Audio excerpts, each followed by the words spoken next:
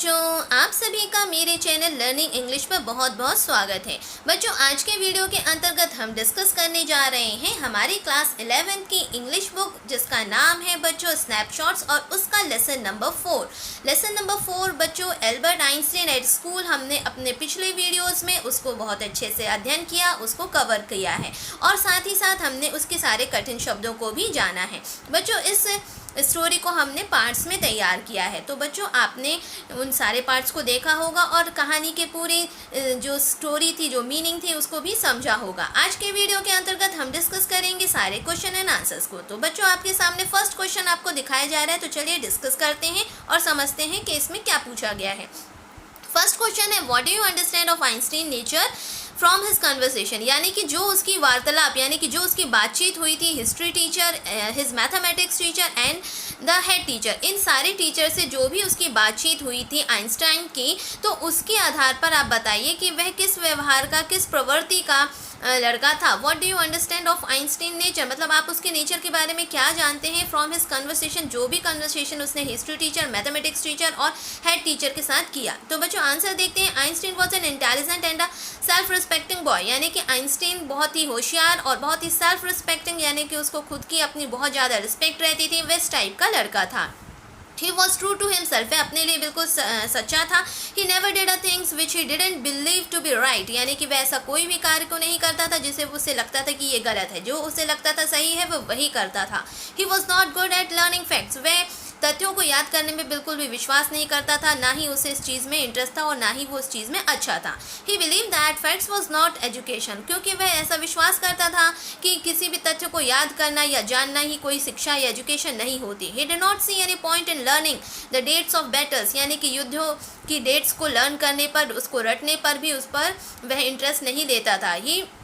उसे कोई ऐसा अर्थ नहीं समझ में आता था कि बैटल्स की डेट्स को याद किया जाए, और उसका कोई अर्थ नहीं है उसके लिए। He had an argument with his history teacher on education, उसने शिक्षा को लेकर अपने इतिहास के शिक्षक के साथ बहुत ही बहस करी थी, मतलब आर्ग्यूमेंट किया था, बहस किया था उसने हिस्ट्री टीचर से एजुकेशन को लेकर ही, शिक्षा के टॉपिक पर ही। He had some interest in mathematics, उसका कुछ जो है इंटरेस्ट गणित पर हुआ करता था। It was only class in which he paid lot of attention, यही एक ऐसी क्लास हुआ करती थी, गणित की एक ऐसी क्लास हुआ करती थी जिस पर वह ध्यान केंद्रित किया करता था। एंड नेवर वेस्टेड टाइम, उसने कभी भी गणित की क्लास पर कभी भी उसने अपने समय को व्यर्थ नहीं गवाया था। However his mathematics teachers had all sympathy for him, और तो और जो उसके मैथमेटिक्स यानी कि गणित के शिक्षक थे, उनकी भी आइंस्टीन के प्रति जो है बहुत ज़्यादा सद्भावना थी, सहानुभूति थी, उसके प्रति सिंपैथी थी। And later his merit was recognised by the head teacher, और अंत में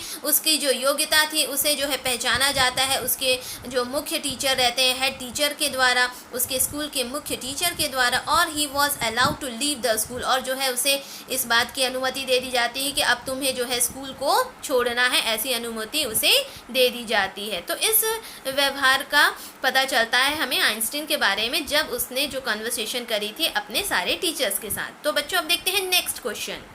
क्वेश्चन नंबर 2 है, the school system often curbs individual talents discuss, यानी कि इसमें हमें बताया गया है कि जो स्कूल की प्रणाली है वो अक्सर एक व्यक्तिगत प्रतिभा पर कर्ब्स यानी कि अंकुश लगाती है, बाधा लगाती है। कैसे, आपको डिस्कस करना है कि कैसे जो स्कूल की, विद्यालय की जो प्रणाली है वो हमेशा जो है एक अंकुश लगाती है किसी व्यक्तिगत योग्यता पर, उसके टैलेंट पर। तो उसे आप डिस्कस करके बताइए। Individual talents are often curbs by the school systems, यानी कि हमने यहाँ पे बताया है कि एक व्यक्तिगत जो योग्यता रहती है, टैलेंट रहती है, वो हमेशा जो है अंकुश लगाया जाता है उस पर, किसके द्वारा, स्कूल सिस्टम के द्वारा, क्योंकि it's more focuses on memorising facts and data rather than increasing to understand, यानी कि जो स्कूल की प्रणाली होती है वो सबसे ज़्यादा जो कहना चाहिए फोकस करती है वो फैक्ट्स यानी कि तथ्यों पर, और जितने भी डेटा है, जितने भी रिकॉर्ड्स हैं, उन पर ज़्यादा वह उसको याद करने में, उसको लर्न करने पर वो ज़्यादा फोकस करती है, ना कि इस बात का प्रोत्साहन करने में कि हमें उसके कॉन्सेप्ट्स एंड आइडियाज़ को समझा जाए। किसी भी चीज़ को, कॉन्सेप्ट्स एंड आइडियाज़ को समझने पर विश्वास नहीं करती है हमारे स्कूल की प्रणाली, क्योंकि वो पूरी फोकस करती है किस पर, फैक्ट्स एंड डेटा पर।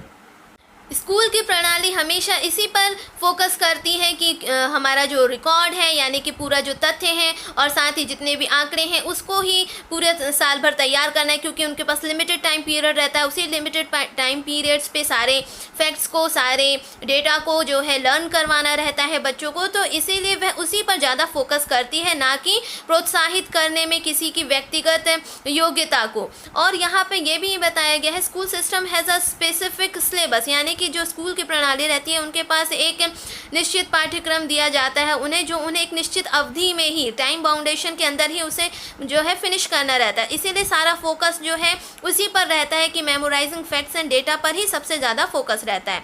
And time boundation which does not motivate students to learn out of the box. जब सारा फोकस हमारा सिर्फ जो है फैक्ट्स एंड डेटा को मेमोराइजिंग करने पर ही लगा रहता है स्कूल सिस्टम का, इस वजह से स्टूडेंट्स की जो व्यक्तिगत टैलेंट रहता है उस पर ज़्यादा फोकस नहीं किया जाता, उसे ज़्यादा मोटिवेट नहीं किया जाता है, और students to learn out of the box यानी कि उससे हटकर कोई अन्य योग्यता पर ज़्यादा फोकस नहीं किया जाता, सिर्फ सिलेबस पर, उसके डेटा पर, उसके फैक्ट्स पर ही ज़्यादा किया जाता है। Question number 3, how do you distinguish between information gathering and insight formation. यानी कि बच्चों यहाँ पे अंतर पूछा गया है कि आप कैसे अंतर करेंगे इंफॉर्मेशन गैदरिंग यानी कि सूचनाओं का एकत्रीकरण करना, और दूसरा है इनसाइट फॉर्मेशन यानी अपनी समझ से किसी चीज़ को समझना या उसका आंकलन करना। तो बच्चों इसमें किस प्रकार से हम अंतर करेंगे, आंसर देखते हैं बच्चों। Gathering information means collecting facts, यानी कि किसी भी इंफॉर्मेशन को जोड़ना जो होता है उसका अर्थ ये होता है कि हम तथ्यों का जो है कलेक्शन कर रहे हैं, उसे जो है एक प्रकार से संग्रहित कर रहे हैं। And they are related to things that have already taken place, और वह उसी से संबंधित होती है जो चीज़ हो चुकी है, उसी पर आधारित होती है, जिसे हम जो है जिसको हम कलेक्शन करते हैं, जिसको हम जोड़ते रहते हैं और उसी पर जो है चर्चा करते रहते हैं, उसे समझते रहते हैं। We can do nothing about them, और हम उससे रिलेटेड हम उसके लिए कुछ करते नहीं हैं, जो चीज़ हो चुकी रहती है हम उसी के तथ्यों को बटोरते रहते हैं। And gathering such facts has little importance, और किसी भी इंफॉर्मेशन की गैदरिंग करना इस स्टोरी के आधार पर हमने जाना था, जैसे कि आइंस्टीन भी क्या करते थे कि उस पर ज़्यादा वो महत्व या उसको इम्पोर्टेंट नहीं समझते थे। There is no involvement of mind, क्योंकि किसी भी फैक्ट को गैदरिंग करने में हमारे माइंड यानी कि हमारे मस्तिष्क का ज़्यादा हस्तक्षेप नहीं होता है। एंड रीज़न इन इट, यही इसका जो है there is no involvement of mind and reason it, यानी कोई भी ऐसा कारण नहीं है और कोई भी ऐसा नहीं है जिसमें हम उस पर अपने दिमाग का ज़्यादा हस्तक्षेप रख पाते हैं यदि हम तथ्यों को बटोरते हैं। ऑन द अदर हैंड, यदि हम दूसरी तरफ देखते हैं इनसाइट इन्फॉर्मेशन यानी कि अपनी समझ से किसी चीज़ को करना, किसी चीज़ को जानना, उसका अर्थ होता है means making critical and analytical, यानी कि उसमें बहुत ही विश्लेषण करना पड़ता है और बहुत ही क्रिटिकल रहता है, वह जटिल और विश्लेषण से भरा होता है, वह इतनी सरलता से किसी भी चीज़ को प्राप्त नहीं किया जा सकता है। इसलिए इनसाइट इन्फॉर्मेशन यानी कि जो हम खुद से अपनी अंतर्दृष्टि से जिसको समझते हैं, जिसको जानने का खुद से प्रयास करते हैं, तो वह जो है उसमें क्रिटिकल भी रहता है वो और एनालिटिकल भी रहता है, और उसमें दिमाग का सबसे ज़्यादा जो है हस्तक्षेप रहता है, इन्वॉल्वमेंट रहता है उसकी स्टडी करने में, study of something. It involves the mental exercise, और उसमें जो है हमारे दिमाग की भी सबसे ज़्यादा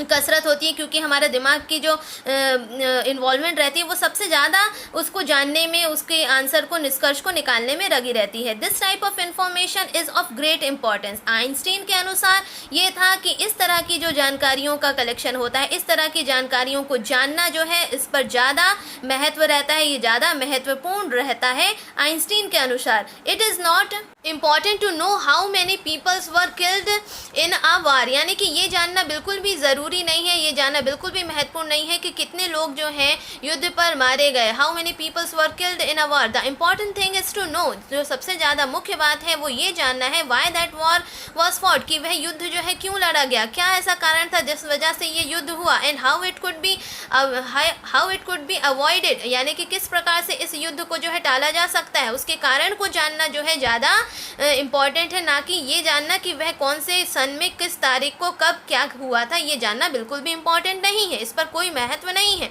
true education lies in side formation, यानी कि जो सच्ची जो शिक्षा नीति है, जो सच्ची शिक्षा है, वो इस बात पर डिपेंड करती है कि हमको खुद से अपने अंतर्दृष्टि से किसी भी इंफॉर्मेशन को, किसी भी जानकारी को प्राप्त करना है, नॉट इन गैदरिंग फैक्ट्स। सिर्फ ये नहीं कि हमें जो है बुक में हमने पढ़ लिया, जान लिया कि ये ऐसा ऐसा हुआ था और उसी को जो है इम्पोर्टेंस दे दिया। तो हमारा जो मुख्य इम्पोर्टेंस है वो ये है कि खुद से हम उसके कारण को जाने, उसके सारी जो भी जिस तरीके से वह कारण पे हुआ है, जिस कारण पर वह डिपेंड करता है, उसको जानना जो है ज़्यादा इम्पॉर्टेंट है अकॉर्डिंग टू द आइंस्टाइन। तो इस सब चीज़ों पर जो है आइंस्टाइन विश्वास करता था, ये हमने स्टोरी के माध्यम से जाना था। तो यही एक डिफरेंस निकल कर आता है इंफॉर्मेशन गैदरिंग में और इनसाइट फॉर्मेशन में। तो बच्चों ये था इसका 3rd नंबर का क्वेश्चन और इसका आंसर।